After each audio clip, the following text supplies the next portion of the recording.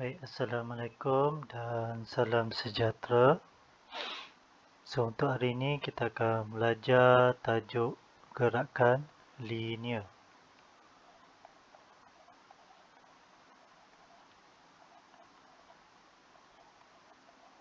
Okay, so yang pertama sekali, apakah itu gerakan linear? So, gerakan linear ialah pergerakan. Okay, pergerakan dalam satu lintasan yang lurus. Okay, gerakan linear ialah pergerakan dalam satu lintasan yang lurus. Okey, maknanya dia kena straight line, lurus sahaja. Ini kita panggil gerakan linear. Okey, contohnya. Okey, so ini gerakan linear. Kalau macam ni, ini bukan. Okey, bukan gerakan linear sebab dia bukan garis lurus. Okey. Yang kedua, dalam gerakan linear, kita akan belajar yang kedua ialah jarak. So, apakah itu jarak? Okey, jarak ialah jarak ialah panjang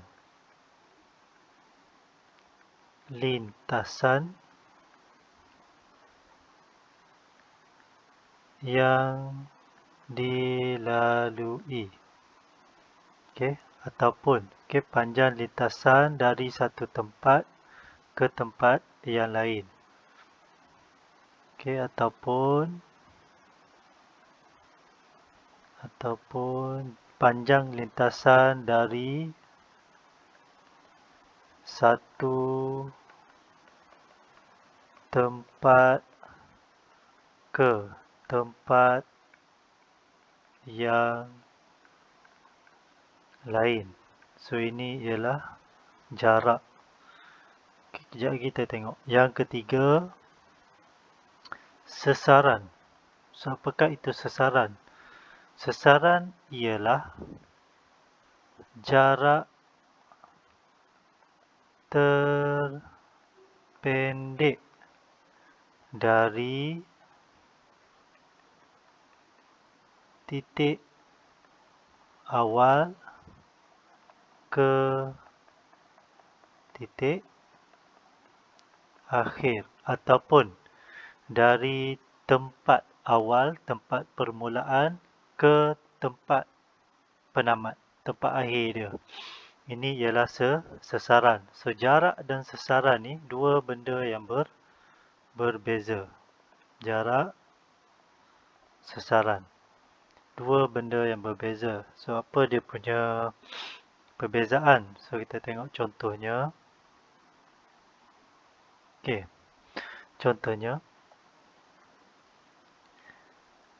sini ada tempat permulaan A, ini B, dan di sini C. Okey, katakan sini 4 meter, 3 meter. Okey. Ali, katakan Ali bergerak dari titik A ke titik B dan ke titik C. So, Ali dia bergerak dari A pergi ke B, kemudian dari B dia pergi ke C. So, berapakah jarak yang dilalui oleh Ali? So, jarak dia akan jadi jumlah lintasan dia. So, dari A ke B ialah 4 dan dari B ke C ialah 3. So, dia akan jadi 7 meter. Ini ialah jarak. Tetapi, untuk sesaran, jarak terpendek dari titik awal ke titik akhir. So, ini awal dia. dan C ialah titik akhir. So, jarak terpendek dari A ke C. So, inilah A ke C, jarak terpendek. So, untuk ini kita kena gunakan teorem Pythagoras, di mana AC ni ialah hypotenuse. So, dia akan jadi 4 kuasa 2 tambah 3 kuasa 2 punca. So, kamu akan dapat 5 meter. So, nampak beza dia. Jarak 7, sasaran 5. So, jarak tu jumlah lintasan yang dilalui. Manakala untuk sasaran, jarak terpendek dari titik awal ke titik akhir. Okey, ini ialah untuk sasaran dan juga jarak. Okey, seterusnya nombor 4.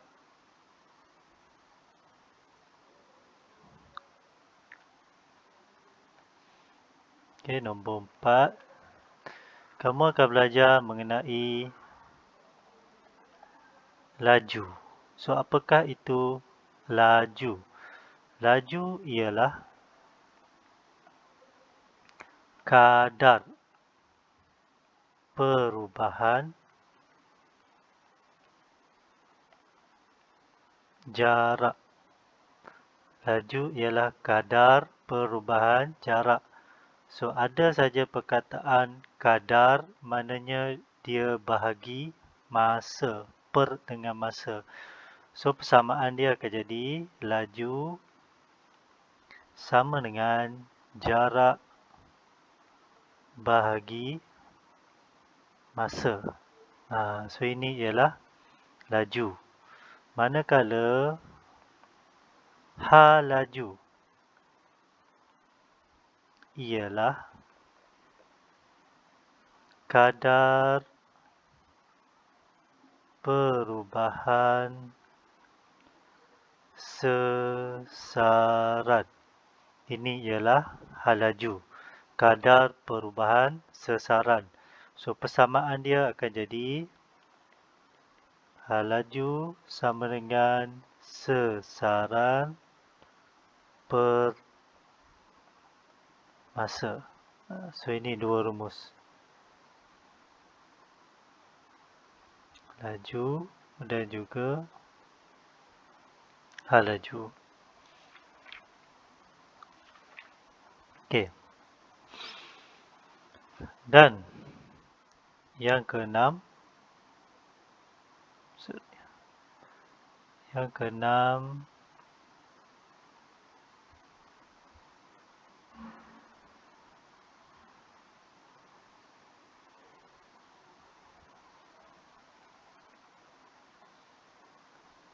Yang keenam ialah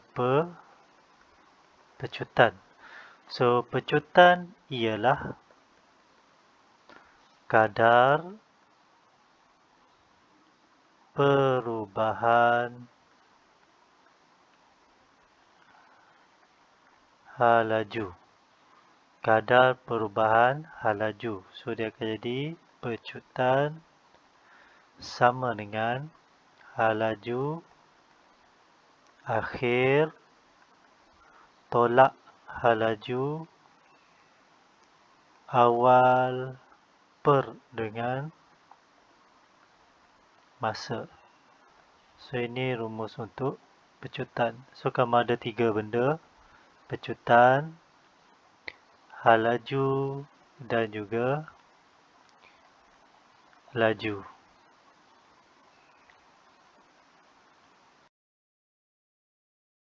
Okey, seterusnya yang ketujuh, H laju terbagi kepada 2. Mana dia ada H laju seragam dan juga H laju tidak seragam. Okey. So, H laju seragam maknanya H laju dia tetap, tidak berubah. Okay, contohnya kalau kamu bawa kereta, kamu tengok dia punya speed meter tu, bacaan meter, maintain, okay, tetap pada 60 km per jam. Maknanya itu ialah laju seragam. So 60 tu dia tak berubah. Okay, untuk laju tidak seragam, dia ada dua. Pecutan dan juga nyah pecutan. So kita akan tengok. Okay. Yang pertama sekali kita tengok dahulu laju seragam. Okay, contoh untuk laju seragam ni, okay, katakan ini kereta. Ini pada masa 0 saat, pada masa 1 saat dan pada masa 2 saat. Okey, jarak antara dua masa ini 10 meter dan ini pun 10 meter. So jarak kamu tengok di sini, jarak dia tidak berubah. So bila jarak tidak berubah, maknanya tidak berlaku perubahan. Okey, tidak berlaku perubahan sasaran dia. Tidak berlaku perubahan sasaran. So maknanya di sini dia bergerak dengan laju seragam. Okey, ini ialah laju seragam. Sasaran dia tidak berubah.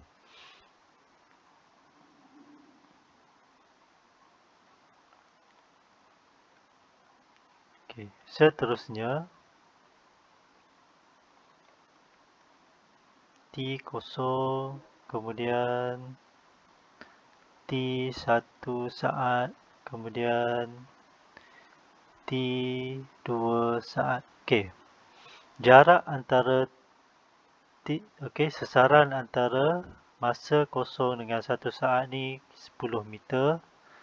Tetapi sasaran pada T1 dengan T2 20 meter. T ni masa.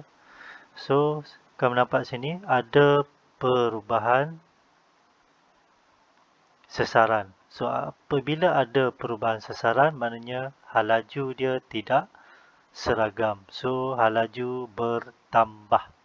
So, di sini dia bergerak dengan laju bertambah. Ataupun kita boleh panggil sebagai pecutan. Okey, laju semakin bertambah.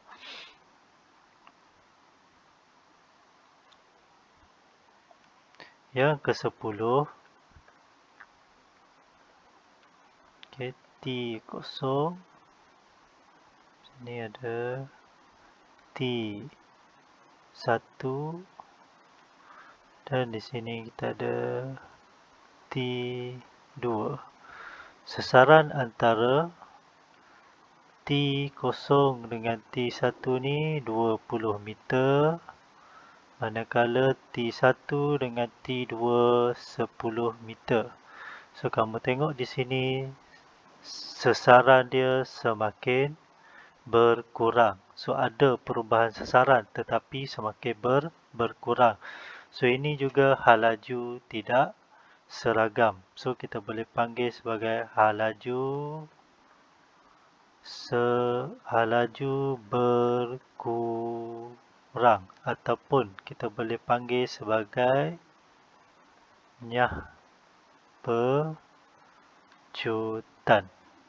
Okey. So itu 3 jenis gerakan. Okey, kita tengok contoh yang pertama. Contoh ni dalam buku teks. Kita boleh tengok dalam buku teks. Okey, rajah 2.6 menunjukkan pergerakan Razi yang berlari dari A ke B, kemudian berpatah balik ke C. Jumlah masa yang diambil olehnya ialah 20 saat. A, tentukan jarak. So, jarak ialah jumlah lintasan. Okey, jumlah perjalanan dia. So, dari A pergi ke B dan dari B pergi ke C. So, dari A ke B tambah dengan dari B pergi ke C. So, dari A ke B ialah 100 meter dan dari B ke C ialah 20 meter. So, jarak akan dapat dalam 120 meter. Ini ialah jarak. Manakala untuk B, B ialah sasaran. So, sasaran ialah jarak terpendek dari titik awal ke titik akhir. So, awal dia ialah A. Ini awal. Akhir dia ialah di C. So, ini akhir. So, berapa jarak dari A ke C? So, itu ialah sasaran. Iaitu 100 tolak 20. So, akan dapat 80 meter. Okey, ini sasaran. Okey, manakala C, laju. Laju ialah kadar perubahan jarak. So, jarak laju sama dengan jarak bahagi masa. So, berapa jarak dia tadi? 120. Masa selama 20 saat. So, kamu akan dapat jawapannya ialah 6 meter saat negatif 1. Meter ini saat. Okey, manakala untuk D ialah hal laju. So, hal laju sama dengan sasaran bahagi masa. So, berapa masa dia? Sasaran dia tadi 80 meter. Masa 20 saat. So, akan dapat 4 meter saat negatif 1. Okay. Ke kanan. Sebab dia punya sasaran tu. Okay, ini contoh yang pertama. Okay, contoh seterusnya.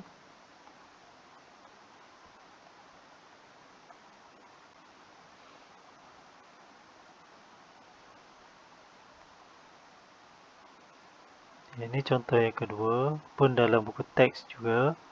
Okay, motor bergerak dari O ke B melalui lintasan OAB. Seperti ditunjukkan rajah 2.7, masa yang diambil ialah 15 saat. Tentukan jarak.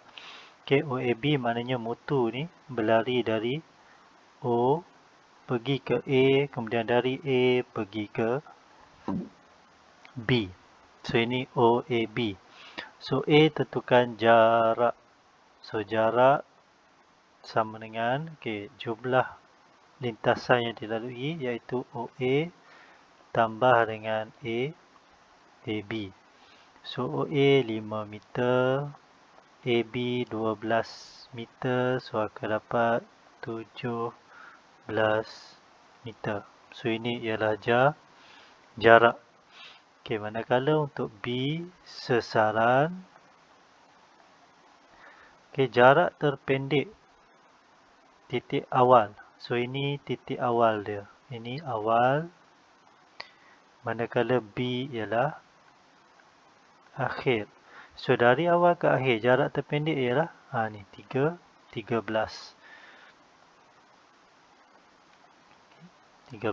meter. C, laju. Sama dengan jarak bahagi masa. So, jarak 17 meter per masa 15 saat. So, kamu akan dapat 1.13 negatif 1. Dan akhir sekali, hal laju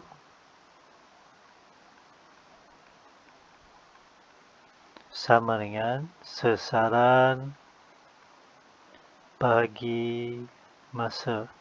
So, sasarannya 13 bahagi masa 15. Okay. So, akan dapat 0.871. Okay. Okay. Dan contoh yang terakhir.